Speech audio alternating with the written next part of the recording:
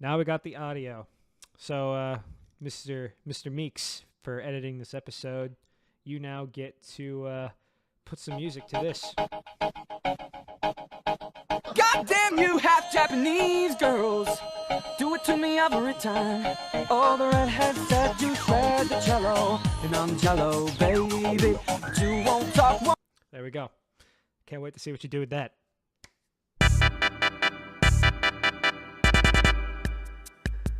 Let's go. Welcome Let's back to go. Geeks. I gotta say, I've been having a lot of fun making this with you. I've also been having a yummy, cummy old time making these. It's been great. We should redo that intro. We should redo that. I don't like the fact I used yummy, cummy as a thing. You don't want to give them cummies? I'm not sure I do. You don't think they've earned it yet? I know that's a 5th episode, maybe an OnlyFans subscription tier, maybe a Patreon if we get one of those. I would so be down to set some kind of goal. Like, Yeah. if we hit this, we'll make an OnlyFans. Yeah, but if this makes it big, I will. You know what? We should make a Patreon. I could put my feet pics on there. I could get those like gamer girl feet pics of my feet. I got fucking hobbit feet, man. No, I don't have hobbit feet. I got clown feet. My feet. You know who wide. loves hobbit feet? Samwise Gamgee. It's like, Mr. Frodo, your toes look delicious.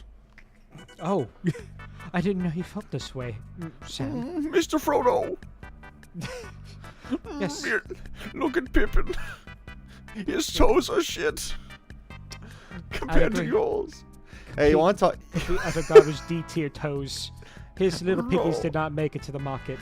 He charges $5 for feet pics, and that's 10 too many, Mr. Frodo. That's criminal, Sam. All right, that was our erotic roleplay of the Lord of the Rings main cast. Welcome back, everyone, to Someone more Geeks. talented than us animate that. I will pay you. Dubas animate that. I will pay you. I will find the money. I will pay you. Triple digit, something. So, hey, did we choose a subject for today? Because I thought it was early access. I thought it was early access too, but I wanted to make sure, right? To my knowledge, it was early access. Which was very topical like 2 weeks ago when we planned this episode because Hades 2 had just come out. That is true, and I've been playing quite a bit of it. You've been playing it quite a bit. I like it. It doesn't feel like it's an early access, which is weird. I didn't participate in any of the Hades 1 development. I honestly didn't hear about it till I saw like the animated trailer at the Game Awards.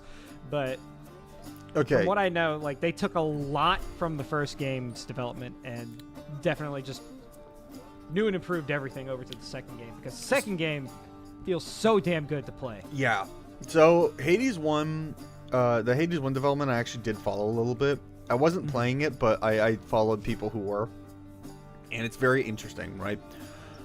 Because Hades 2 has shipped in early access, for those of you who are living under some kind of rock or rock-like object, onto Steam in early access, in some of its glory. Not all of it yet. That'll release later. The only thing I've noticed from Hades 2 when playing is that certain characters don't have their portrait. Like Charon, he doesn't have it. Charon doesn't have his. I think Narcissus is missing his. And there's one more who has art, but it's like crudely drawn. Narcissus, that's the guy you were talking about. Yeah. No, am I the only one that feels like Chrono isn't finished? Chronos? Yeah, he doesn't. Oh look no, finished to Chronos me. looks great. I disagree. I think Chronos He's is literally perfect. just a silhouette. Like. Oh no, you get more of him. Oh, I guess I haven't gotten that far yet. Yeah, once you meet him proper, you'll get more of him. And there's some cool lore stuff I'd like to talk to you about once you get to him, because there's some interesting design aspects I didn't know until I heard other people talking about it, and it was fascinating. But yeah, the interesting thing about Hades 2, right? And this is gonna sound very interesting, because Hades 2 is not shipped in early access the same way Hades 1 was, right? I heard that at least our buddy DeCabriel, we all know who he is, really. Yeah, DeCabriel. Yeah, he DeCabriel, was the very decahedron. he was very involved with Hades development, and Well, involved as in he was following it. Like he wasn't like he wasn't making the game. He's not working for Supergiant. I learn a new fact about that motherfucker like every other week, so I would not be surprised. You could tell me literally. I went there and I voice casted something. They just pitch shifted my voice. You could tell me anything. That guy could tell me anything and I'd believe it. His life is such a fracking fairy tale. Holy shit. We love you, DeCabriel, but goddamn. We love you. Like, We love you, you need to write a book or something. Lovu, Tribeam. $5 to anyone who gets that reference. Yeah, let's stop distracting him from his toaster fucking. Back on topic. Oh, we love you, bud. But yeah, so Hades 2, basically they were not going to put into early access until it had more content than like Hades 1 did. That's at the time. Bold claim. Yeah, and like Hades 1 like didn't release with like all that much on early access. So like having a little more than that is like a big improvement, especially since you already get the movement system down, you have all the characters down. And then what they actually did was not that. What they actually did is they released it with more content than Hades 1 currently has. Not early access. Final release Hades 1 has less content than Hades 2. That's crazy. Yeah. And having beaten the Hades 2 content that's there, yeah, it does. It does legitimately have that much content. Damn, I haven't played it nearly as much as you have then. Let me look. So much I haven't. Mostly the part of it is because like I'm still trying to figure out certain patterns and like upgrade areas. A week, I was no-lifing it.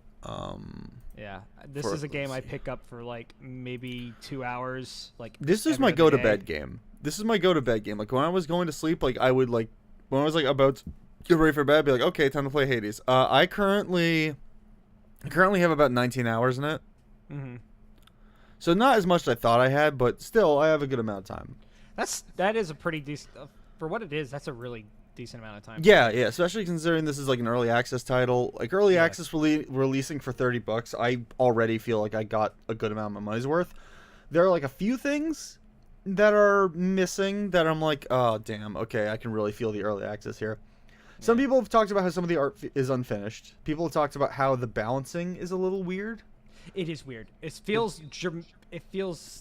like upscaled a little too much from when you leave the first area to the second area. It depends on your build, honestly. And this game does not want you to pull what I did when I played Returnal, because when I played Returnal, I beat that game in 4 runs and the game fell apart.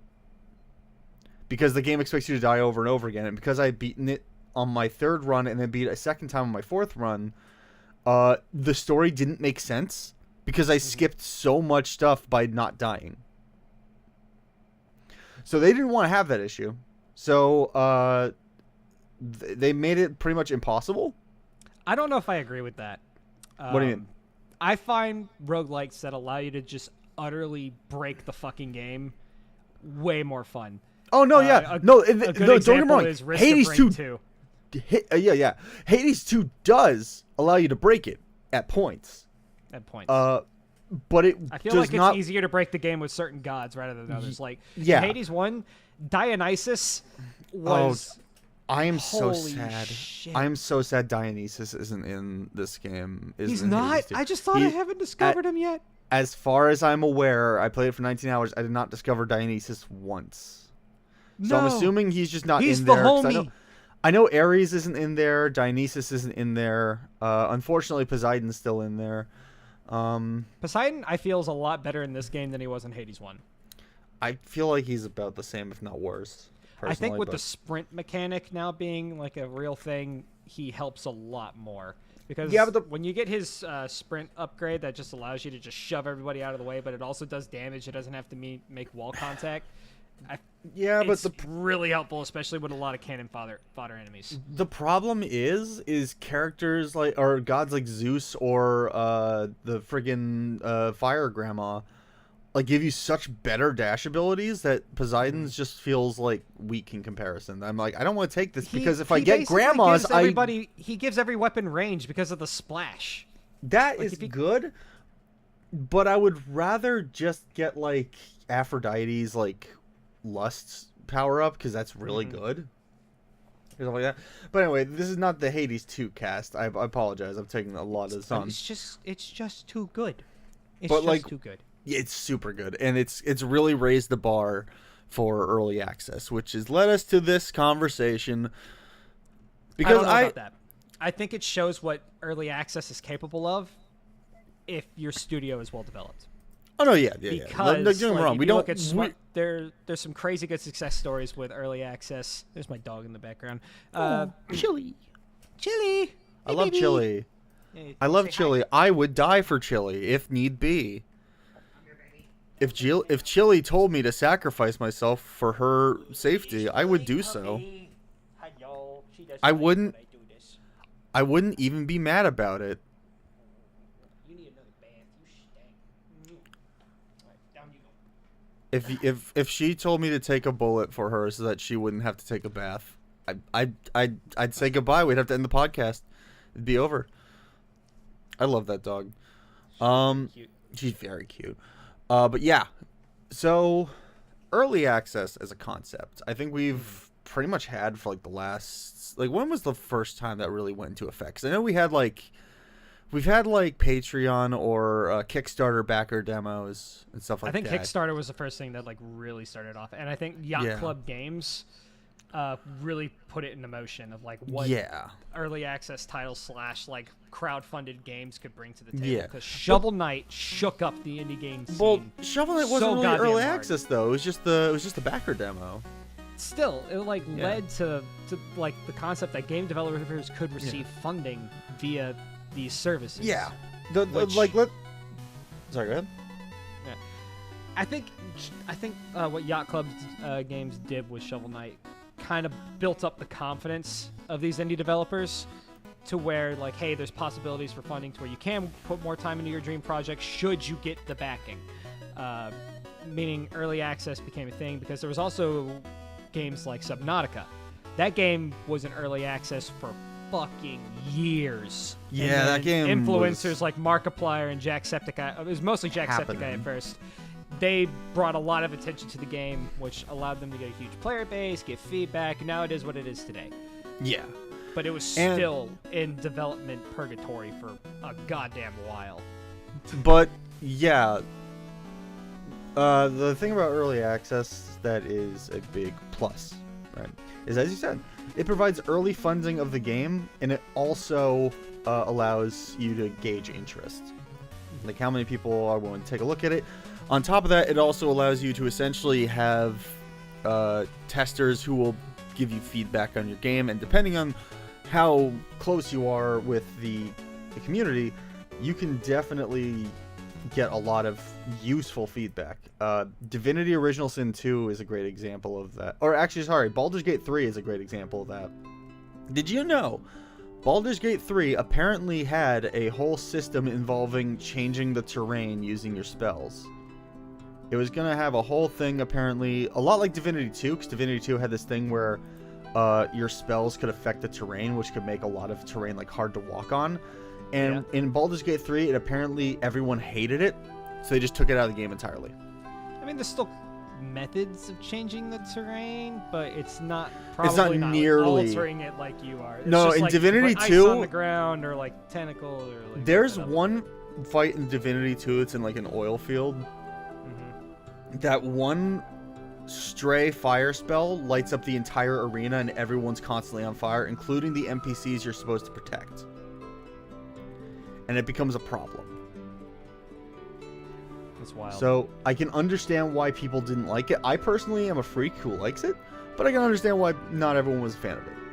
I couldn't get into Divinity 2. I tried multiple times. I love Divinity. I think I like Divinity 2 a little more than Baldur's Gate 3 still. Maybe it's the fact that I was always playing it with other people. Divinity 2, at least its combat, is very slow. Yeah, no, it can be.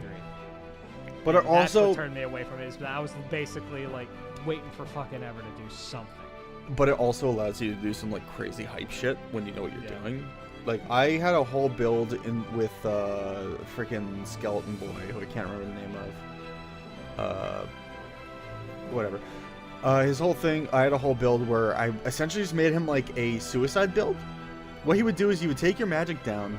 He would link your health to his. So whenever he took damage, the enemy took damage.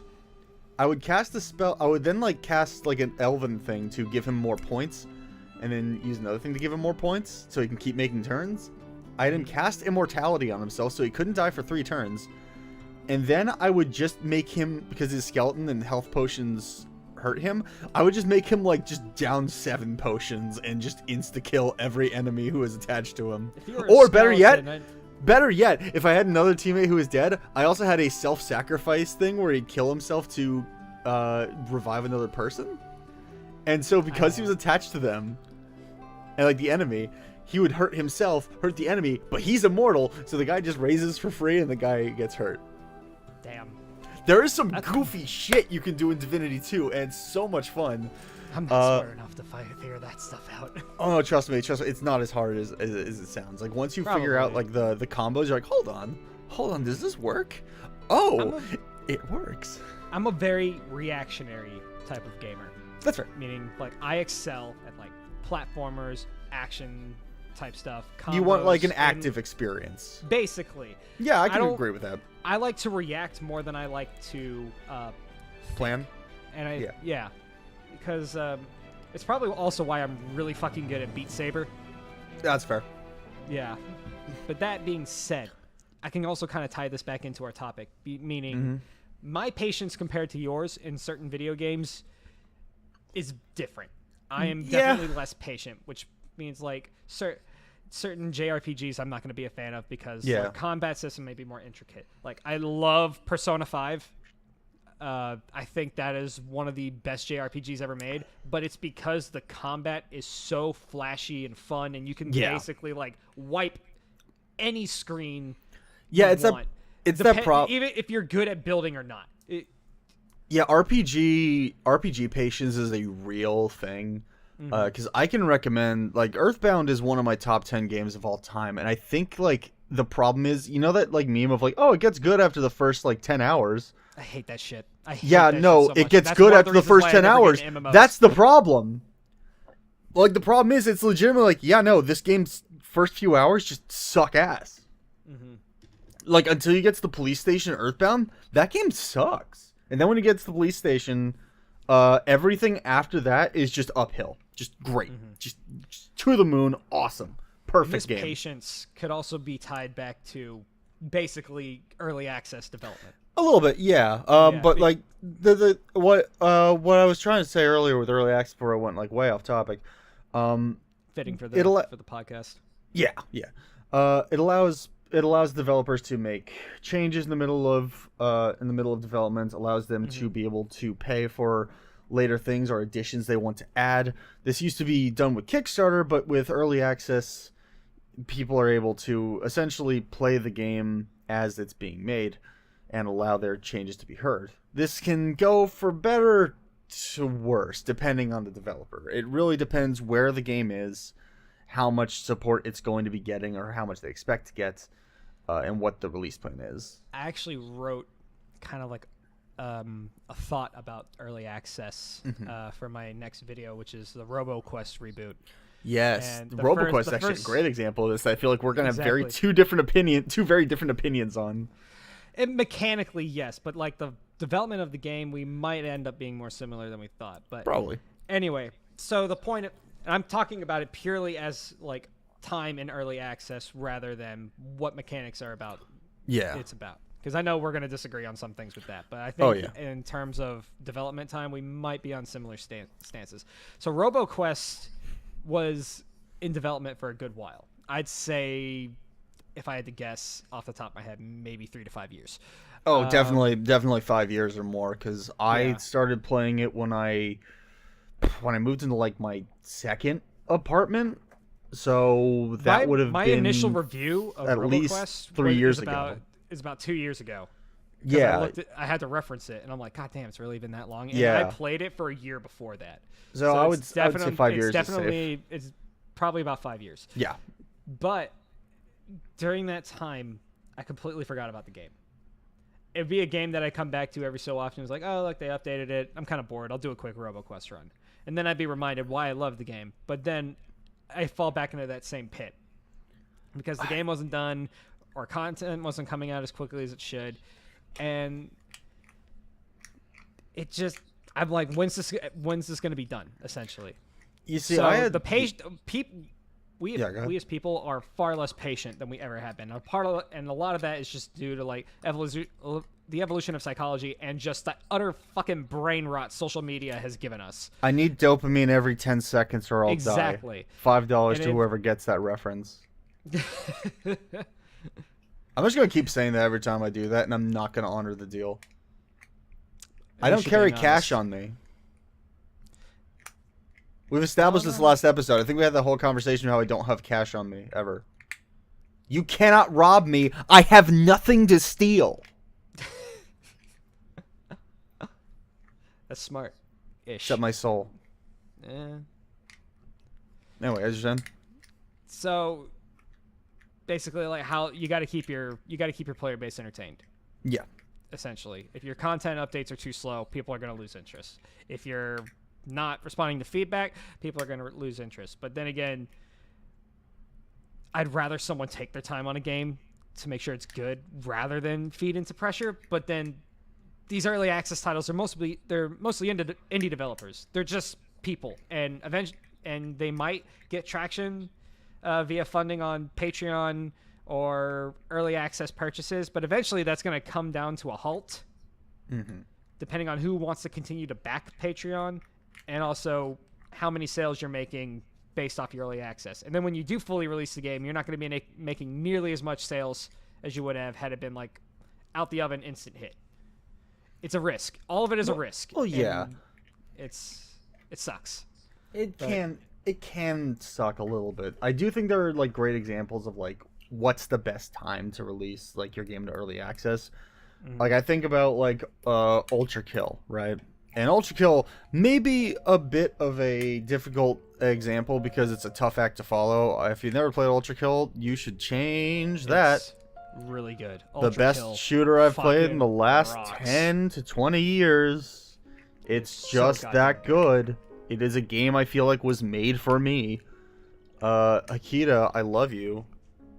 Much love, man. Your game fucking rocks, but yeah. Goddamn, these acts take forever to come out, but that's yeah, that's the thing. Like each act, it like feels like it could have been like its own level pack for like Doom or Quake.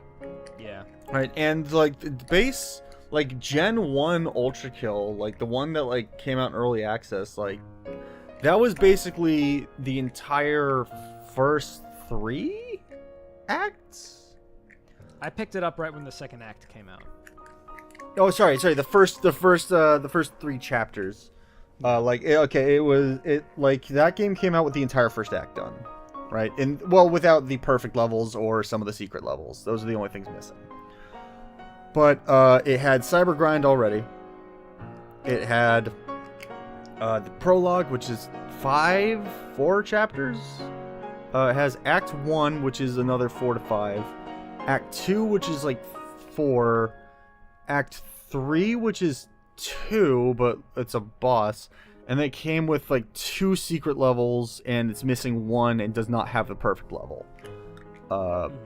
That's a good amount of content for a boomer shooter to have, especially at the price they were asking for, which I think was like $20 at the time. I think so. Pretty good. I paid about $20 for it. And then picked it up when it was on sale. And then multiple difficulties on top of that. The fact that Cyber Grind basically was a whole horde mode for you to play. And the demo was absurdly long. Did you ever play the demo? No, I just bought it straight. The demo? Okay, do you remember the hideous mass? Like yes. that, like the guy with like the tail hook?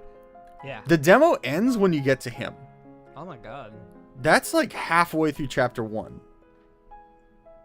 Or or halfway through chapter. The game's fast pace is Ultra Kill. You kind of need to give them that length, because if you only are given one level, you can't really see how the game changes in terms of like enemy layouts and like level design. Dog, I don't know. I played that Star Wars: The Force Unleashed demo like a million years ago, and that was basically 3 rooms and you're done. That was a 5 to 10 minute demo.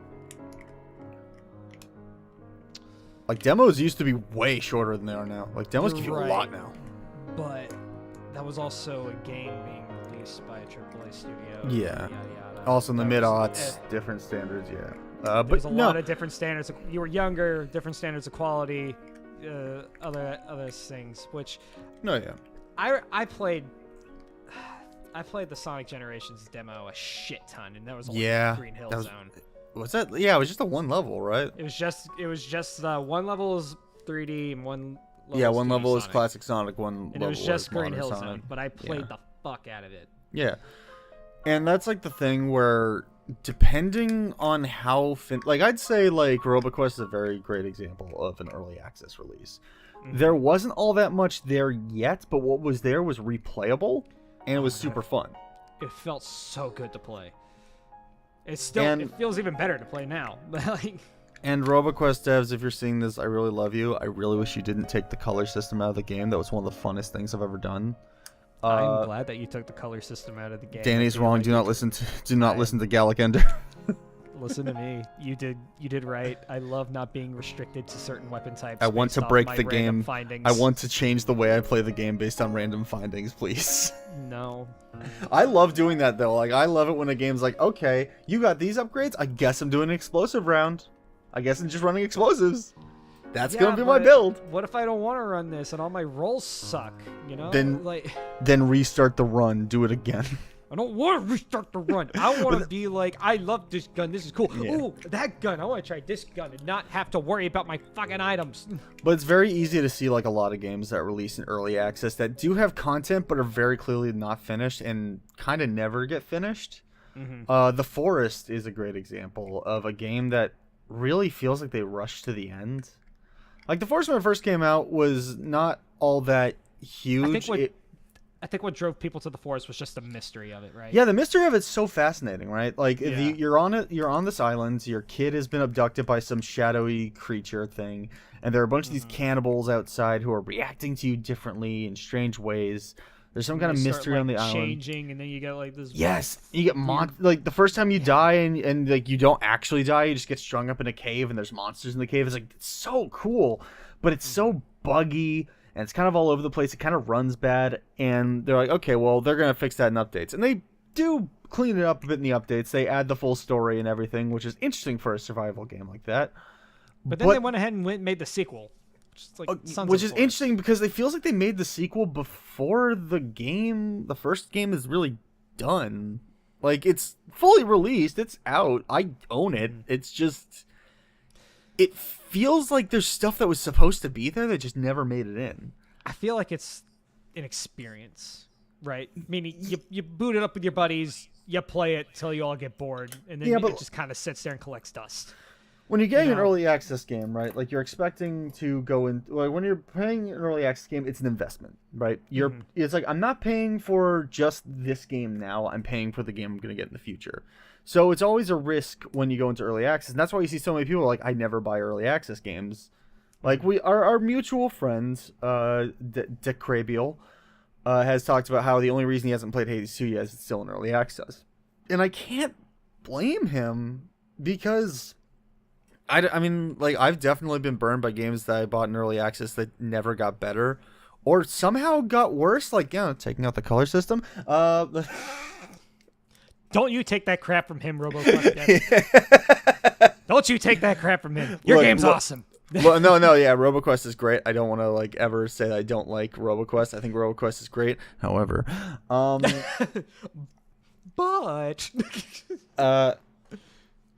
but yeah, like it's I think like it's not a unique experience to say I've been burned by a game I bought in early access that never went anywhere. Like it kind of just stalled out and died. And you see that a lot. Like friggin' the Power World devs, like Craftopia was apparently a mess when they announced Power World.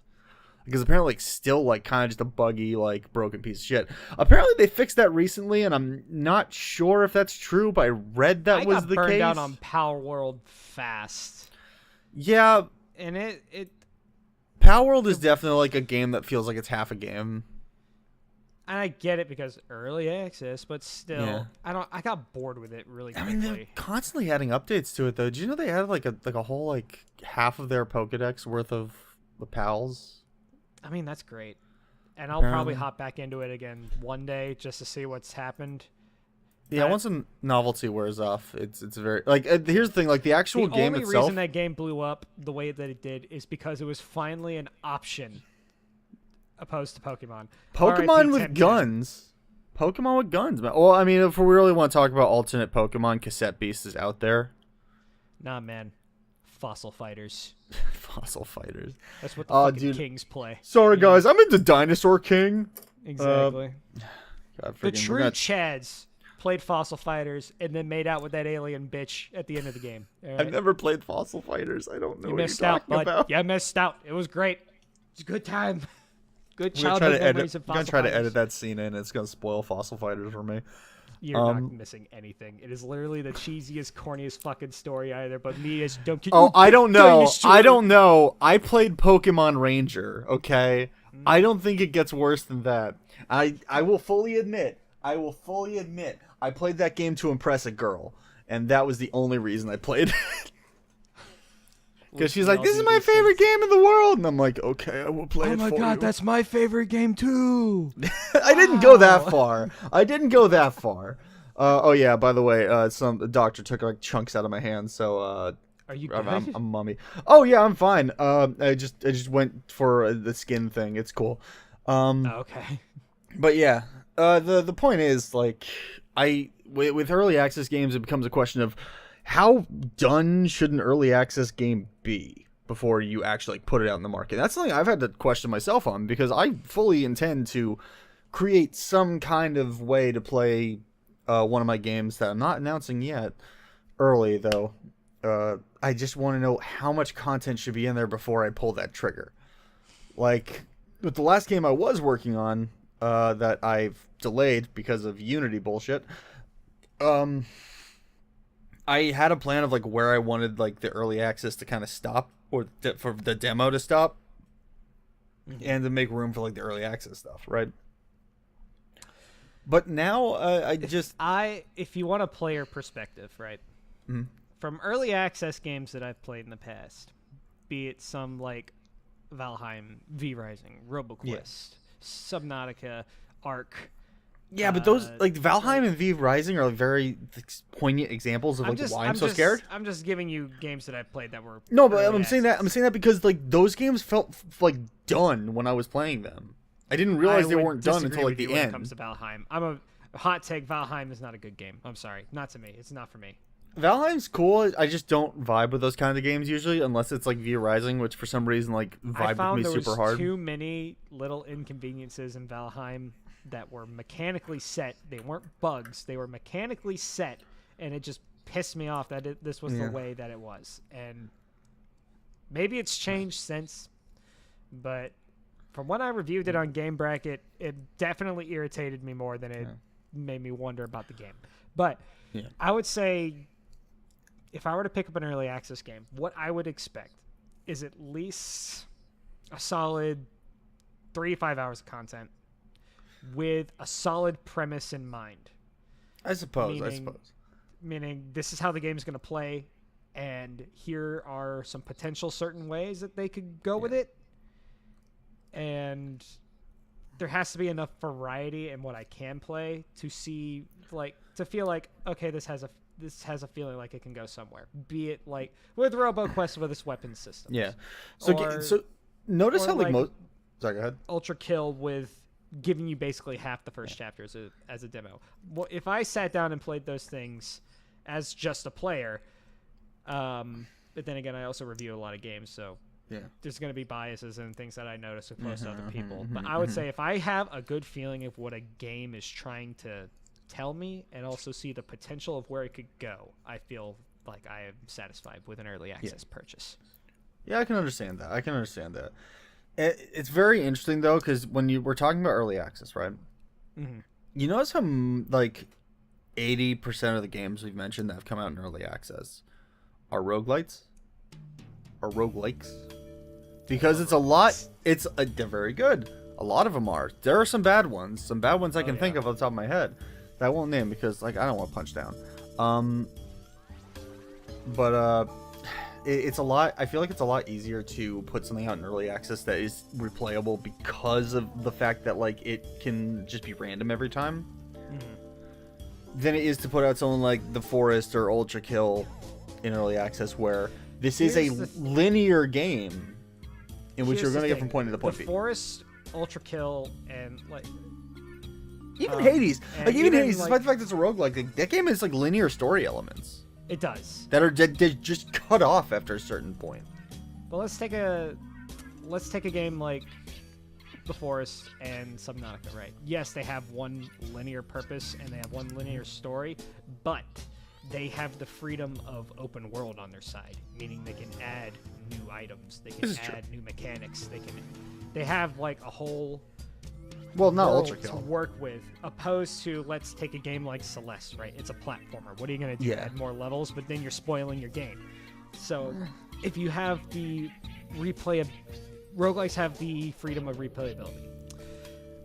Other games like The Forest and Subnautica have the freedom of open, ever-changing world. You know, slap in a new monster, put in a new vehicle, put in a new crafting mechanic. It's something different that changes the game. If you have something like Ultra Kill or a 2D platformer like Celeste, you basically either add in a new gun, I guess. A gun or utility. I could see that being a thing for Ultra Kill. Or you just keep spoiling your game with more levels. Yeah, I can understand. Because the game I've actually started learning Godot, and Godot. Because I want to make the game I told you about. Yes. Yeah, we talked about this a little bit. No spoilers. Don't want to break the friend DA. Thank you. But I don't think that game would ever be early access. The most I could do is maybe a demo that I could give feedback feedback from. And that's the thing. And even then, like, where do you cut that off? Right? Yeah, I don't know how big this game's going to be. It's still a concept. I'm still learning how to make my funny little character move across the screen. That's the thing. I think what you essentially need to have when you're releasing an early access game is something you could almost call version 1. And hear me out. Like, I'm not saying, like, your game should be 1.0 before you release it. It should be the full game. I'm saying, have you like, not played Minecraft? it should be enough that you feel like you have, like, that, like, a good, like, nearly full experience from the get-go. As I said, Ultra Kill had its first act done. And if it was just that first act, it would have been a very good, like, part of, just part of, like, first-person shooter. It would have been, like, it would still been better than most first-person shooters I had played up to that point. And we talk about Hades 1, like, even in this, like, least complete kind of fracked up state, like, it was still a really good feeling roguelike that you could play for a while and get a bunch of character moments, content, new stuff out of. Yeah. And it's not an end-all be-all. Like, not every game needs to have an early access version. Like, I mean, we, like, in the same month, in the same week, we had I think the same day, we had 2 really high-quality indie games come out that had no real early access at all. Because Animal Well and Crow Country both came out the same day.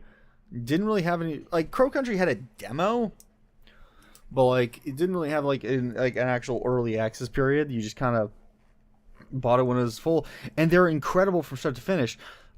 But it really depends on the kind of... Animal had funding from Big Mode. It did have funding from Big Mode. Yes, that is correct. Big Mode, video game Donkey. More props to you, Donkey. Thank you for putting faith in that man who made Animal Well, because goddamn, it's a fucking incredible game. I get the Elden Ring wonder from that game, not in the sense of like, oh, this boss is gonna stuff my ass. It's like, goddamn, there's more. Like, it just keeps going. I've struggled to describe this game to people who are not familiar, and the only way I can describe it is it's a Metroid game without the combat. It kind of is. Yeah. The most you can do combat-wise is just throw your items at it. But even then, hope it goes away. It's either gonna stun it or just it's just gonna stun it. So when you, I think there's like a kind of unspoken contract between the player and the dev when you're dealing with an early access game, right? You know that what you're playing is unfinished, but you'd like to know that at some point your money is going to be worth it. And that is something I can appreciate about an early access game, just telling you it's early access, because I'd rather you be honest with me than tell me I'm buying a full game when it's not done. Yeah. Let's talk about No Man's Sky, shall we? Oh my god. Yeah. Oh boy. The age-old game. So Sky. You don't. I was one of those boys on Christmas morning. I was there in the unboxing trenches. my new spaceship game to find out that all I have is a shitty little laser, 3 elements to collect, Oxygen base- low. heat, Life rising. support low. It's so goddamn annoying. And then when I finally got to space, I just saw copy-pasted planets with different colors. So No Man's Sky has been this example of the ingoodening of a bad game. It is a redemption story for the ages, I will tell you that. God. And everyone took the wrong lesson from it. Because Cyberpunk's a thing. Cyberpunk's a thing, yeah. Same story, different game. Like, No Man's Sky was the result of a lot of, what's the word, exaggeration. I don't think for a second that Sean Murray is this massive egotistical liar who is just constantly just saying things that he doesn't actually intend to do. I don't think he's Todd Howard. I don't think he's Peter Molyneux. I think he legitimately does want things, but he's not a good media person. And he said that himself. Like, that's just not just me with conjecture. That's him saying that himself. Has said, like, he was not prepared for this. And so, as a result, you got, like, a lot of misconceptions, right? Mm-hmm. But that game also came out way too soon, even without those misconceptions. Now, I'm They kinda behind needed on more media time in the coverage oven. because I was just like a solid hater at the time. This was before I really got into like examining video games. As, like, I've been following this industry, maybe like I've been following it closely, maybe since I was like 12 years old. Like, I would always read my dad's Game Informer. I would go on like IGN when on my dad's computer. I would like follow this thing like a hawk, right? I had Game Informer, and I played a ton of video games, but my perception of them didn't really change until I started watching like The Completionist or Donkey reviewing games, or Josh Strife Hayes. Yeah. Very talented reviewers. And they even inspired me to start making my own video game reviews, which is where I actually really fell in love with making content rather than making like, oh, I want to be the next Vanoss crew, and like back in the day. Just Halo like, hide and seek shit. And it's like, just it was fun. It's always cool when like someone out there put in so much passion that it influences you to like want to do the same. Absolutely. Which is just awesome. I think I shout like my biggest influences when it comes to like my work are the members of the Super Best Friends back when they were a thing. Now it's Wooly Versus and Pat Stares At, who just like always talk about that cool shit I love and sometimes point out things I never even realized that were going on in the background in the games. I'm like, oh, you know, that's really cool. People like Martin Cito or Maxor, the Super Eye Patch Wolf, Mr. Clemps, people like that who like dissect the things they love, like down to their base components and talk about them in like high detail. I love that shit. That's the kind of thing that make me when I'm and even Donkey. We talked about Donkey. Yeah. I don't think Donkey is always on point. I disagree with him a lot. But when one of his videos, especially his video about difficulty in video games, I think hit home for me because it made me realize like, yeah, this isn't a catch-all experience. Not everyone's going to take difficulty the same. However, there's a kind of beauty in playing a game like Mario Sunshine or Dark Souls in which everyone is experiencing the same thing. Mm-hmm. Like that difficulty is universal. And there's a beauty in that. It can be inaccessible sometimes, but it's also a journey that everyone takes together. There is no question of equality. It's like, no, we're all taking this journey up together. We're all on equal footing. There's a beauty in that. One of the first games that ever stumped me due to a difficulty spike was Kingdom Hearts 2. No, sorry, go ahead. It literally stopped me from playing like the game. It was the boss that did the music notes made out of water. I don't know what it was. I could not beat that boss for the longest fucking time, and I mean years. In Kingdom Hearts 2, despite my hatred for the franchise, I love Kingdom Hearts 2. I think that game plays super well. It's really fun. Its level design is another thing, but the way you can just move Sora via transformations and like all the cool combo shit you can do, and looking at it now, the boss fights are actually really fucking good, especially the secret ones. But for some reason, when I was a kid, I could not beat that fucking water note guy. Yeah, when I was out there, it literally kept me from beating the game till I turned like 16 and picked it up again. When I was out in the streets, I was yelling, "Yo, fuck Kingdom Hearts!" I was always saying under my breath, except Kingdom Hearts 2, final mix. Basically. That's still me to this day. Yeah. I've never played Kingdom Hearts 2, but I've heard it's like the best one. It is the best one. From what I can understand, everything I've seen of it is like, yeah, no, this is the best one.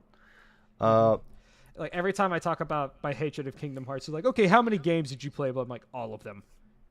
Boy, I sure do hope I don't have a rock fall on my head. Anyway, and then Goofy fucking dies. Goofy dies. That's the end of the game. Goofy dies. I can't believe Goofy died and he's never coming back.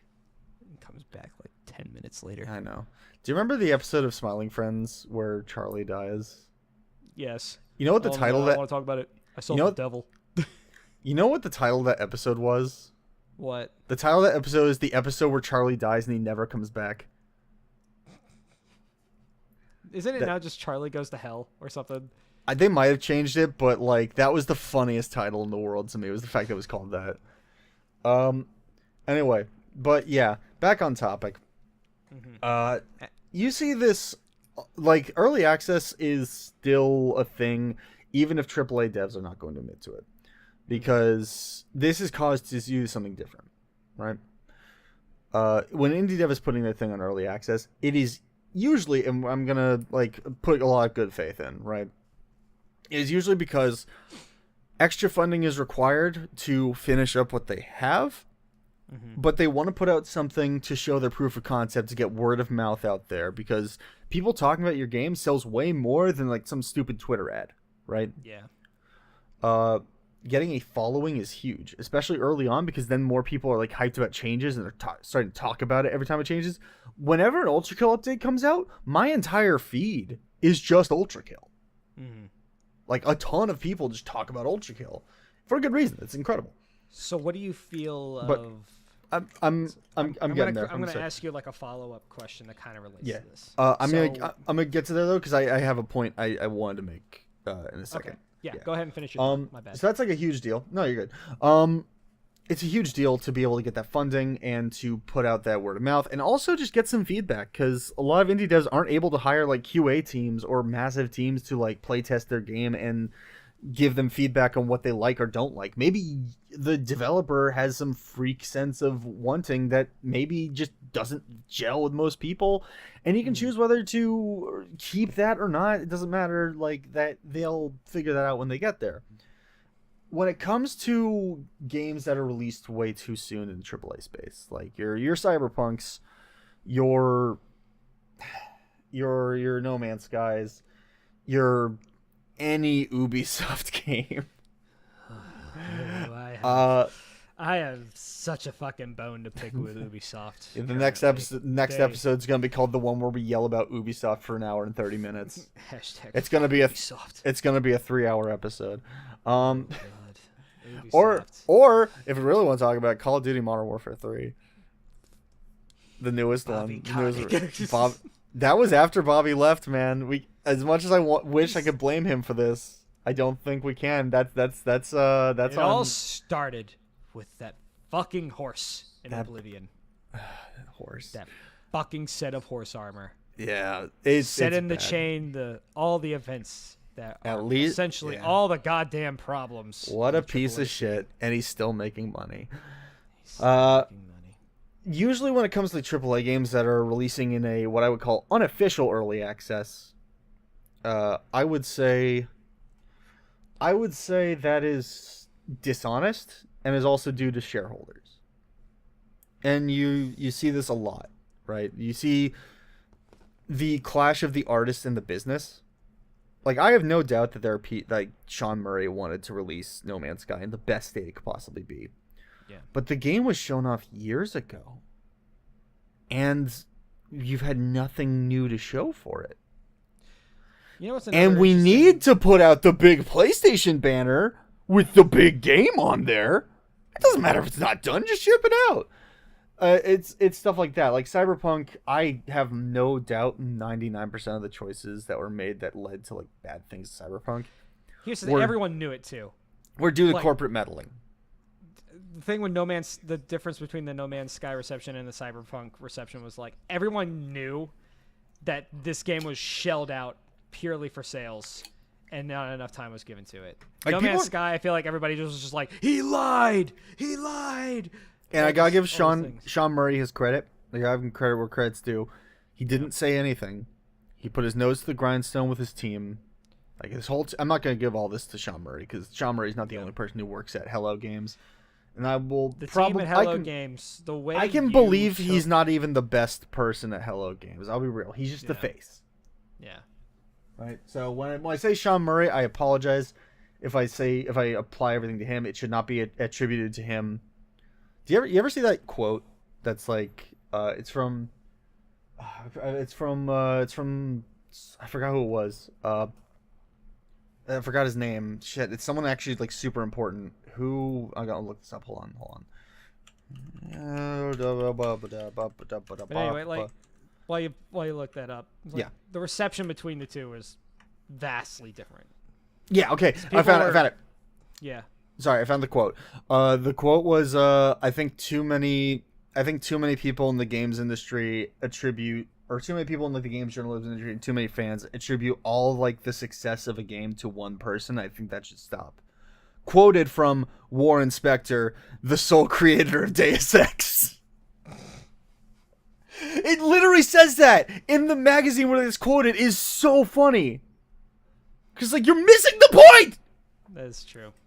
Very true. Oh, but yeah, like okay, but yeah, no, they put the nose to the grindstone and they actually put out something that's not as good as I would have hoped it was. But I still think, like, I'm not a big fan of modern No Man's Sky. It just doesn't gel with me. It's one of those Valheim things. It's like it's cool. Yeah. I'm glad it's good now. Not for me. It's not my cup of tea. It's not my breadbasket. I will definitely give the very talented developers at Hello Games like the credit where credit is due. You guys took a shitty situation and completely redeemed yourselves in the eyes of your community, which is not easy. So, but like I've heard this like really stupid argument that's like, well, early access, the indie devs always like put their games in early access out all the time. This is basically just early access. Why are you so mad about it? It's like because they didn't charge me an arm and a fucking leg for it. Well, also it's dishonest. And dishonesty. Like, when I buy an early access game, you know how I know it's an early access game? Because it says early access on that front store. It tells you that ahead of time. It tells you this is not finished. Beware. You are essentially buying half of a pizza, and you will get the second half later. Maybe even more than that second half. Sometimes you get less than that second half. It's a risk. It's a gamble. But most of all, it's an investment. An investment if you think this idea is good, if you think the devs are trustworthy, if you think it would be worth your time, even if you never got that second half of the pizza. That's something you always got to factor in. Let me... Yeah, you had a question earlier. Let me introduce the game that recently re-released, good old Multiverses. Oh, do you mean that game that they stole from the players who paid money for it? Yep. And now it's back out, and it seems like everyone forgot. Hey, hot take. It shouldn't have come out yet. It should have stayed in the kitchen a little longer. I haven't played it again since its re-release. Dude. Yeah, have you followed it? Have you followed that re-release? Yeah. I've followed it. Have you seen the Iron Giant Infinite grab? Yes. Did you hear about that guy who was in the middle of a tournament and they literally banned the character in the middle of the tournament? Like, not the tournament banned it. Like, they pulled it from the game in the middle of the tournament. Oh my god. That's so funny. Dude, multiverses. I also see the shit that they're doing with LeBron James. Oh man. It's Wait, what they do with LeBron? Goddamn funny. Well, I'm a LeBron man in multiverses. What they do to my boy? They just keep not like what I saw. Like they just the basketball juggles. Oh, are they better or worse? They're better. Oh. It's almost an infinite at this point. Go on and slam. Welcome to the jam. Basically. Oh yes. But that's not the point. The fact Yeah. is that like a ton of people put a shit ton of money into this game and then took all that content away and didn't give it back. It's like, yeah, it's early access. Have fun. I don't give a fuck if it was a free And then what install. It's like, or it was open beta, rather, is what they said. Open beta. But why would you put microtransactions in a fucking beta? Like, because people will pay for them, obviously. I'm legitimately convinced the only reason that game came out when it did is because like people were getting Smash angry and Bros. threatening to sue. I legitimately believe that. Yeah. I could be an idiot. I don't work at WB. I don't know anyone who does. I have no inclination to knowing if this is true. This is just something I feel like is the case. So take it with less than a grain of salt. Maybe a can of Walmart brand Twist Up. It's like Sprite for white trash. Nice. My can is full of this stuff. My trash can is so full of this stuff. It's bad. I have a problem. I can't drink soda, man. And you're better off for it. I only drink soda if there's liquor in it. There's a reason that I never drink soda. There's a reason that you look like you have like the chiseled face of a Greek Adonis, and I look like a fertility statue. Specifically, the one with the massive boobs. Yeah, but I got this extra skin chilling out. Oh, buddy, why do you think I have the beard? It's to grow a hide beard. that skin. I had to get the Chad chin because I can't grow a fucking beard. Yeah. Well, you got the Chad chin though, and also you look amazing, honey. Absolutely gorgeous. Thank you, doll. But yeah, the basic kind of like there really is no black and white answer. I feel like too. Like we talked about like what we feel is like how much game you should have before you go into early access. But realistically, if we're not like shooting shit or like joking around, I do think like there really isn't a concrete answer to that. It's a gray area. Yeah, it's really It's much a always gray gonna be area. a gray area, unless you're in the AAA scene. Fuck. And it really yeah. Not the devs, but fuck the corporation. Yeah, if you if you have pieces of shit and quit fucking up the goddamn games industry. I really wish the business side of the video games industry didn't interfere with the art side of the video games industry. I wish Kojima wasn't the only AAA dev allowed to make like cool shit. I'd have to give it to Nintendo as well. Even then, like Nintendo still has like some corporate bullshit. Like you've seen like Chibi Robo is sent to die. It's not in this. That's a whole different bag of worms. Nintendo is so weird, but at least at their core philosophy is to make a good game. Like Nintendo is significantly less shitty than Microsoft and Activision. Absolutely. I will not say they're free from being called a bit shitty sometimes. Oh no! God. Yeah. Nintendo has this weird, like, hex over their player base. Yeah. Meaning, for everything that they fuck up, we bitch at them for like a month, and then we forget it all happens the next time something great comes out. I remember I put out exactly. What I have right here in my hands is a copy of Paper Mario: The Thousand Year Door, or Paper Mario RPG, on the Nintendo GameCube. It is a Japanese copy. It is a Japanese copy. It has the official booklet and the game inside. This. Where is it? Where'd it go? You get the hard copy. Yeah, I want to get the hard copy of that game too. This is a box copy of the Nintendo Switch version of the same game. If Nintendo had their way and they saw me holding this, they would slap it out of my hand, crush it under their boot, and then they would snap my neck so I could never talk about the GameCube version. Mm-hmm. Because Nintendo is the most anti-consumer when it comes to preservation of old titles. Absolutely. I can tell you right now, at least Just Paper look at the Mario- Pokemon franchise. If you don't even have to be that well educated into it, just look at the Pokemon franchise. At least Paper Mario got a re-release. No one's playing Chibi Robo. I haven't played Chibi Robo. It's so good. I want to play Chibi Robo. There will never be another Wario World. And it's because Nintendo won't care about old games. Wario Unless they can sell it to you for $60. It's really fucking good. I know. Why do you hate Wario? Yeah. By the way, fun fact: Vimslayer they had to remove like a shit ton of Nintendo games because Nintendo took class action against Vimslayer, a site that used to host a bunch of ROMs purely for preservation purposes. But guys, look at the shiny new Paper Mario re-release. It's so good. It's so good, Nintendo's though. It's so the good. best. It's such a good remake, See? though. Oh You my see? god. You see? It's like, fuck you, Nintendo. You guys suck. Oh my god, I love Zelda. Yes, Shigeru- you guys are so good. Shigeru Miyamoto could have come to my house, broke every car window on my car, kicked my cat, punched me in the balls multiple times, and decapitated my brother, and I would probably still have bought that Thousand Year Door remake. Exactly. I am the problem. I'm willing to They- admit. But Thousand Year Door is so good, they though. are an evil, manipulative, toxic girlfriend that no one can get away from. It's like, oh, I hate Nintendo so much. Oh, yeah. It's so bad. We're the Gal fucking Guardian problem. Demon Purge. We're the fucking problem. And we can't hold our ground long enough when it comes to Nintendo.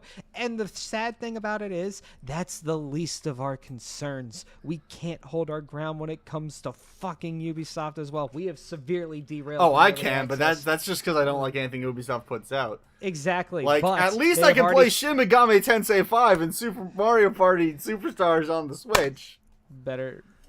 Yeah. It's very But easy to it boycott is something when you confirmed don't that like it. more $110 versions of Assassin's Creed Shadow sold more than $70 versions of. There are this so game. many Switch games on my floor right now. Oh, man. I forgot. I respect. I have a respect copy. the bit, but you need. I have a copy of Starlink Battle for Atlas. It's an Ubisoft game. I forgot it was Ubisoft. Christ. Okay, all of us We've just gone- need to take a we've look gone in the mirror. so and far just off the be like, rails. We can't let them keep doing this. This is probably the most we've ever derailed, but honestly, I think this episode has stayed on topic longer than any of the other ones. This is the build-up, all right? Oh yeah. This is.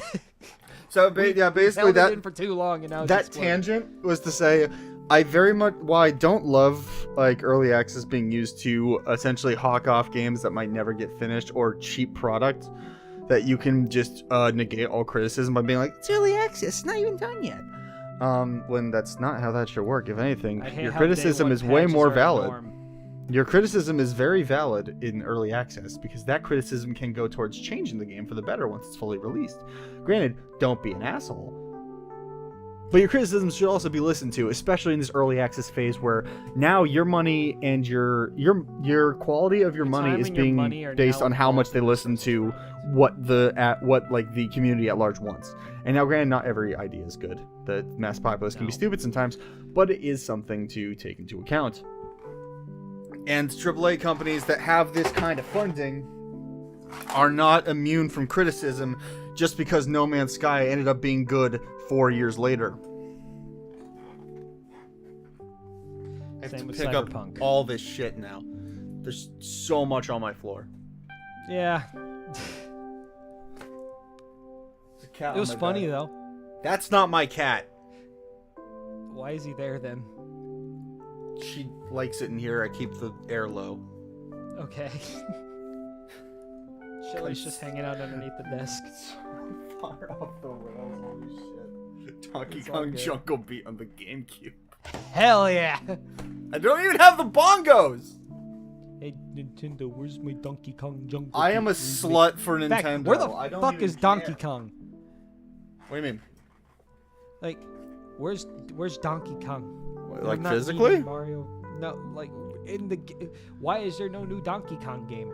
They released Donkey Kong Country Versus Returns on Switch? The Arctic, the Wii U one they Tropical re-released Freeze? with more levels and shit. I want new Donkey Kong. No, yeah, I think everyone Monkey. would prefer a new thing over old thing unless they're Paper Mario fans, and they're correct in not wanting new thing because new things sucks usually. Did you play the new Paper Mario game? Unfortunately. Damn. Wait, are we talking Thousand Year Door or are we talking like Origami King? Origami King. Yeah, unfortunately. Damn. That bad? I love RPGs that hate you if you like RPGs. Shit. I love a No, battle it's not system that's like, you got to interact in Thousand Year Door's battle system, so what if we made ours shitty and made you have to do like shitty little puzzles every time that weren't fun and just made fights last artificially longer? Buddy, if I wanted that, I'd be playing Yiik. Because at least I can laugh at Yiik. At least I can touch my supple boy lips to Rory's in Yiik. I love Yiik.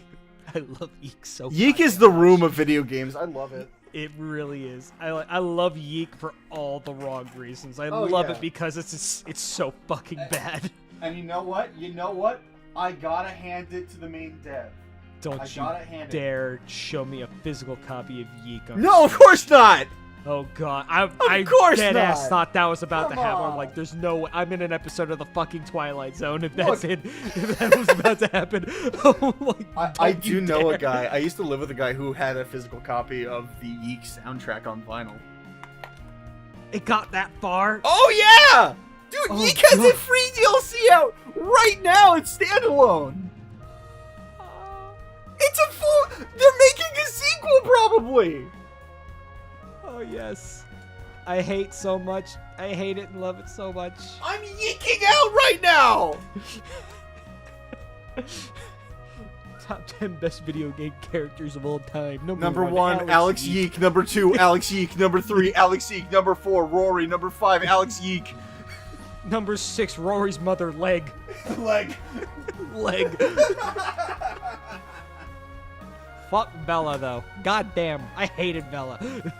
Vel, the problem is Vel is right. Every time she's been right. Like, don't get me wrong, Vel is not very fun to talk to, but she's usually everything she says about Alex is right.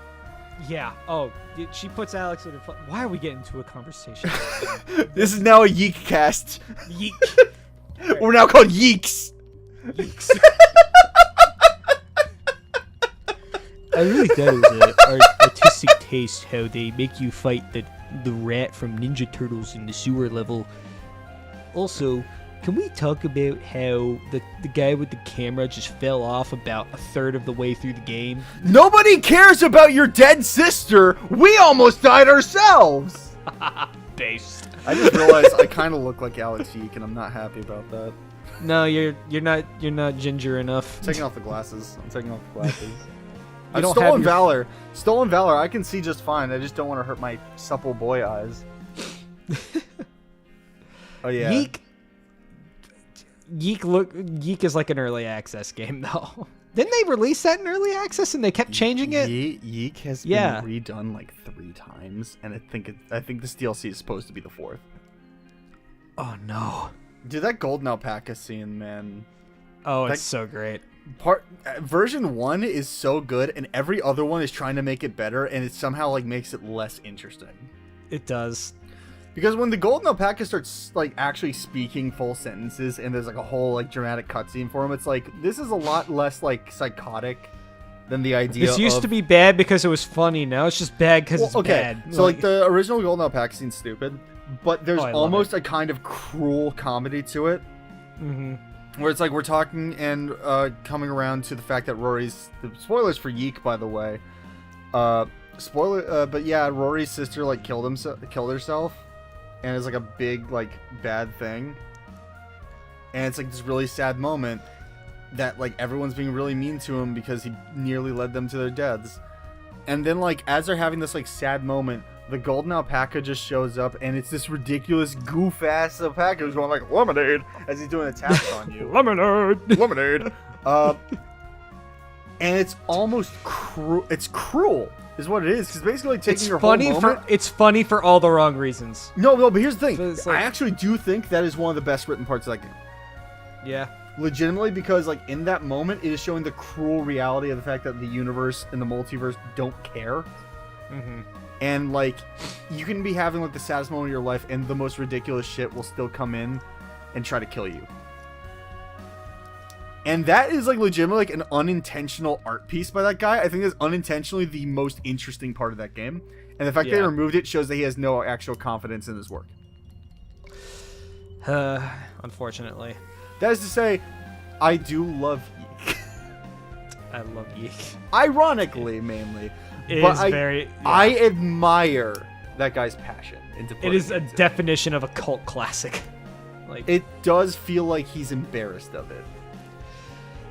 Dude, at this point, don't be embarrassed. You truly made one of the most interesting fucking case studies in video games of all time. And yes, we all kind of shit on it, but that's kind of like that's kind of like why people like it so much, because it's so fun to just like see what kind of stupid shit you're gonna do. Do you know how much money that game made? That game made $1 billion. Oh my god. It made Alex go, oh! We made $1 billion, Rory. Oh my god, Alex. I looked at my bank account. There were $1 billion in there. Jesus Christ. It's so fucking funny. I love Yiik. It's so funny. I like how we're just gonna call this episode the Early Access Yiik Syndrome. Early access Yiik syndrome. Yeah, Yiik actually does kind of fit into the topic. We're not talking about. Was Yiik ever early access? I thought it was just like a Patreon thing. I don't know. I only picked up on it when Oni Plays like started going. Oh, I knew about it a while ago. I watched Running Shine's video on it, which is great. Highly recommend it. So I got to see that game because when Oni played it, like that was like after a few updates, that's when it got like its first like kind of full No Man's Sky rebooting. Yeah. I got to see it in like 1.0, or at least close enough to 1.0 that like the golden alpaca scene was untouched. Mm-hmm. And it's so fascinating. It is. Like that game is I love that game for the same reason I love Friday the 13th. Mm-hmm. Because like Friday the 13th is trash. Like there are 2 movies out of those 10 movies I would say are good, and there's 6 of those movies I enjoy. Yeah. And back on like the topic of it's a masterclass though. It's a masterclass in like this is how like you shouldn't do this. Like it's very clearly like a passion project, and I appreciate that. This is not how you should do this. You should take lessons from this. There is a full study to be done about Yiik. And this is not to say it has no value, because of that. It has plenty of value. I do think Yiik is like worth at least experiencing. It is. I don't know if I'd say it's worth your money, but I would say it is. Like I'm not saying go pirate it. It's worth an on-sale pickup, do. For sure. I think if you really want to play it, go play it. It's cheap. Like if I look right I think it's like $20. Yeah, it's like $20. It's $20 for like a full ass RPG. Even if it's not a very good RPG. Honestly, I think $20 is a pretty good price for it. I think $20 is a very for what you get out of it. Let's point out the positives of it. Like it's a full world. Like everything's there. It's got an interesting travel systems. It's got way more voice acting than I ever thought it would have. Yeah, by Chris Neosi. Honestly, I think the voice acting being mid adds to the charm. Is Alex Yiik. I feel bad for the guy who played Rory. Apparently, the guy who played Rory was not a voice actor, but like was basically guilted into playing the character. And yet he's like one of the best fucking. I love Rory. Rory's such a piece of shit. I love him. Oh my god, Rory! Oh! By the way, he was definitely. I don't think they altered his design enough, because you can still very clearly see that his hair used to be his hood. Of the jacket. Yeah, I always figured that was like on purpose though. Like I figured that was just like a design. It bugged me. No, It always bugged me because every time I saw it, like, oh, his hood's up. No, that's his hair. It's like, yeah, Rory is an interesting character, but yeah. Good thing number 2, Alex Yiik is in it. Good thing number 3, Alex Yiik is in it. Good thing number 4, Alex Yiik is in it. Good thing number 5, you can kiss Rory. Good thing number 6, that Alex Yiik is in it. Like, yeah, no, like as like, this is not to be like a Yeek shit fest. Like, I genuinely think that is a good study for anyone who wants to make games, because I don't think Yeek is inherently awful. No. I would rather play a bad game with soul than a soulless good game. Exactly. I would rather play the full game of Yeek twice than play We've Modern literally Warfare 3 talked about once. Yeek for like a solid 20 minutes. Yeah, this is the Yeek cast, baby. We're This no is the longer Yeek geeks, cast. we're Yeeks. You want to go back to the geeks, though? I guess. Yeah. I wanted to bring up one. I wanted to purposely derail the podcast one time because of a fact I learned about. So I've been watching a lot of highlights from Pirate Software. Yeah, I've been recommended them. With Thor. And he brought up something to me about the game development industry that I found to be the most hilarious goddamn thing ever. Yeah. And it's TTP. Time to play. Which, no. It is an actual documented stat. And it's Really? the whole concept of it is if you give the players freedom, they're going to draw a dick. It's time to penis. That is the fucking thing. It's like, Yeah, what is the time from when you give players freedom from when the first dick gets drawn in your game? It's very real. It is very real. And it is. I heard that, like, that is the funniest goddamn thing ever. That's actually kind of related. It's something related. It's something I just thought was something related. Quick bit. You ever played Duke Nukem Forever? I've seen plenty of gameplay of it, but no, I have never partaken in it. The first thing you can do in the game after you get out of the bathroom is there's like a board in which a soldier is giving his plan on this like marker erase board, and you can pick up a marker and start drawing something. Mm-hmm. And I didn't want to just draw a penis because I thought that'd be too easy. So what I did is I put on a Bob Ross painting tutorial and I tried to follow it using the in-game drawing system. How did it come out? Terribly. Like just like Duke Nukem Forever. Hey. Yeah. Honestly, what a way to curve the metric. Good job. That's pretty funny, actually. Ooh. Yeah. I wish I streamed it. Damn. All this. Your back's really hurting from carrying this podcast on your shoulders. Nah, man. I love your antics. I think it brings a good vibe. I'm just unhinged. I'm just a little more demented than most. One look into my sick, twisted mind would break the heart of a normal person. That's why I believe in a society for the crazy. I'm sorry, I can't do this. Unlike Alex Yeek, I wouldn't let Rory get away. Those his sweet supple boy lips will touch mine. But yeah, I said sweet supple boy blank a few too many times this episode. Maybe bleep that out. I'm just gonna call this episode "Sweet Supple Early Access Yeek Edition." I'm the one that's gonna upload it. Yeah, but you should call it that. All right. Okay. But yeah. Any final thoughts on early access?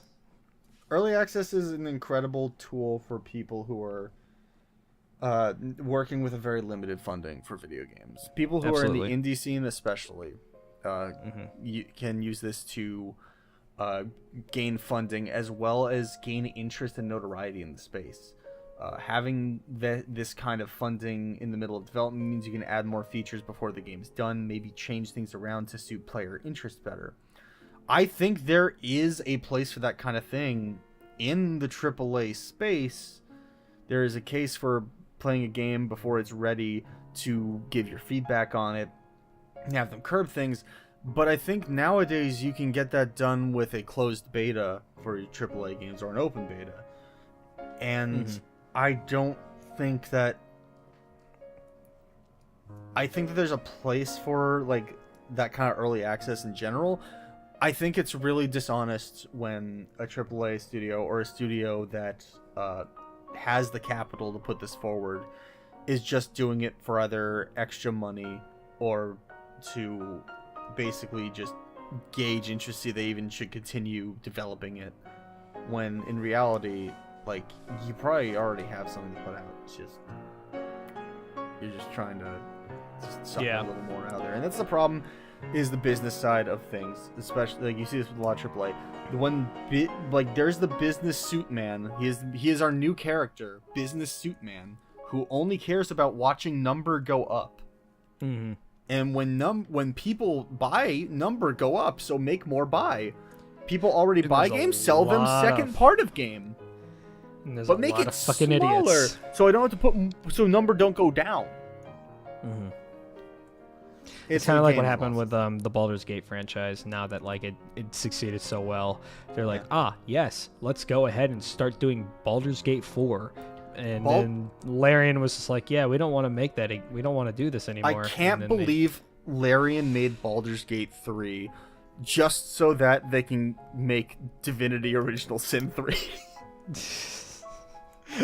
Dude, that next Divinity is going to be so sick. Oh my god. It's going to be good. It's going to be so good. It's going to be good. All right. But yeah. My closing thoughts. That's my closing thoughts. Yeah. So, I might be a little blunt at this, and but I'm going purely off of player perspective. My knowledge in game development is very limited, and I'm just starting to learn. But I agree with you. Early access is a wonderful tool for indie developers, and it is shown in multiple cases that it is very beneficial to a game's life, its success, and its overall final product. There are a lot of good examples of indie games that had early access that succeeded. We've talked about a bunch of them: Subnautica, Hades, RoboQuest, fucking you name it. But the problem is with early access is that people lose attention very quickly, and unless you have a really good die-hard backing fan base, you are at risk of essentially losing all your momentum. And it sucks, but it's the reality of it. But then you hit the gray area of, I want to release content that's good, but I also want to release content at a reasonable pace to where people don't get bored of my game.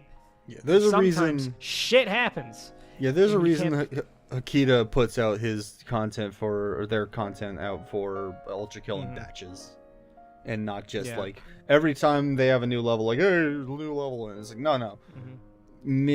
Give enough content that people will talk about it for a while. Exactly. Yeah. And let's take something like a successful type story like Minecraft. All right, we all know how that game started out. Yeah. Very humble beginnings. I think okay. I actually want to go back for a second. Well, you said that like the Shovel Knight was like one of the best examples of early access. I think Minecraft might actually be the best example of early access. And that's a really good counterpoint, and I'll agree with you on that. But you look at Minecraft updates today compared to what they used to be. I think like the Minecraft community has put the dev team of Minecraft to shame in every single aspect, as in the mods that they create compared to the updates that Mojang, a billion-dollar company at this point, gives us, especially when they do shit like mob votes. Or I just took a look at this new update that they have out, and yeah, there's some cool things on it, but it's still like, that's it. There's plenty of shit out there that's better than this, and your community made it. Minecraft is such an interesting game when you look at it from a development perspective, because it exploded. Talk about the most humble beginnings to the largest success story in gaming history. It is now like the most purchased game of all time. Notch has become one of the most successful game developers after making one game that people actually played, and it's shocking because, like, let's be real, Notch hasn't worked on this game in like what, 10 years maybe. It's been a good bit. It's been a while. He stopped a little bit into 1.0, and then I think Jeb took over, and I want to make it very clear, I think Notch is kind of an asshole. I don't very much like him as a person. I do have to respect the artistry, though, because Minecraft is very clearly a passion project that stemmed back to creation with Legos and the idea of having a whole world that was just that malleable and fun to explore and find secrets and stuff. That original artist vision is so good, and it's amazing how Microsoft has twisted it into its worst parts. It really has. Like, the game doesn't... I still play it to this day, but even now, the game doesn't feel like... It doesn't feel the same whenever a content update gets released now. It feels like we're going to release the most bare minimum shit. Don't get me wrong. I'm not talking about... When one of your most hyped additions is hanging signs... Yeah. Like, what the fuck, dude? Like, I don't... It's weird because... Give me a new goddamn dimension. Like, I know you have the funding for that. Like, so it's weird because, like, I actually really appreciate... when I say, like, twisted it into its worst parts, I'm not really talking about Minecraft base. I'm talking about, like the spin-offs. Bedrock Edition. The lack of support for, like, the Bedrock Edition. Spin-offs, like... Minecraft Legends and Minecraft Story Mode are terrible. Oh, yeah, they're bad. Like, actively bad. Didn't they just release another spin-off? Did they? I haven't been paying attention. I think they did, and I think it's part of it's like an arcade cabinet as well. But I've played Legends, like I got it off the Game Pass, and like this is the most cut and dry, like we played Diablo for 2 minutes type game, and man, this fucking sucks. It really feels like they were just like, put a Minecraft skin on a game that has nothing to do with Minecraft. Kids will buy it. Kids will tell their moms to buy it. It's a shame. It's a real shame because there is like genuine artistry in Minecraft. Like genuine. It is a shame to see it broken down to its most cynical roots. Very similar, actually. I said earlier, Friday the 13th is kind of like that. Or a better example in this case would probably be Nightmare on Elm Street. Yeah. Because Nightmare on Elm Street is one really interesting horror film. It's a little cheesy, doesn't really hold up all that well, but it's still really fun. Nightmare 2 is like an actual like art piece. A lot of people don't like Nightmare 2. I think it is a genuine art piece. Especially prevalent since it's Pride Month. Hey, you should go watch Nightmare 2. That movie is gay. Like very gay. I should watch that again. And 3 is just a fun little romp. But like everything after that is so cynical, and like it feels like it was made because like and you can see that with like the production. Like every one of the movies ends with a cliffhanger only because the producer was basically, they need to end with a cliffhanger so we can make more movies later. Even though like 3 has an actual pretty definitive ending, they still stuck in like a last minute stinger to be like, oh, but maybe there's a 4th one. Yeah, and there was, and it was bad. The last thought I want to drop on. Sorry, I went off the rails on movies. No, you're good. You're good. I completely understand how we got there. It was, but essentially, at the end of the day, respect one another. Yeah. Players, respect the devs that work hard to creating this passion project for you, and provide constructive feedback. Yeah.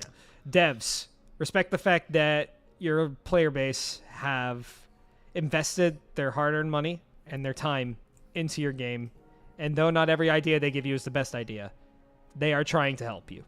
Yeah. And just work together, and there's so many success cases where the indie scene has proven time and time again to have to have more potential than any AAA game ever released. At its best, early access can be a subtle handshake between the player and the developer, allowing them to both kind of experience it at roughly a very similar pace. Yeah. And basically be able to leave their feedback, see what people like, see what people don't, see what characters really stand out, and try and give them focus. Or maybe you don't. Maybe you don't want to cheapen it. That's fair. But, like, that's what it is at its best. At its worst, it is like handing your child an iPad. Like, it is just, here is a distraction, and once you're unsatisfied with it and you've burnt yourself out, that's the worst. Like, I want to go back to playing Fortnite. Yeah. Another fun fact. Hey, did you know that me and my dad have, when we first saw Minecraft, we both thought this is never going to take off. This is going to die in the cradle. And that is only the second most wrong we've ever been about a video game. What was the first one? When we saw this game, our first thoughts were, who the hell is going to play Fortnite?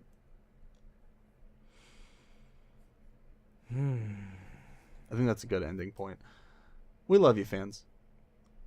Thank you for watching. Do we have We'll fans? see you next Are we allowed time. to call them fans? Whoever watched and enjoys this, thank you for watching. Thank you. We appreciate you. Remember to kiss your Royer on the supple boy lips. Kiss Good the night, homies everybody. goodnight. Bye-bye.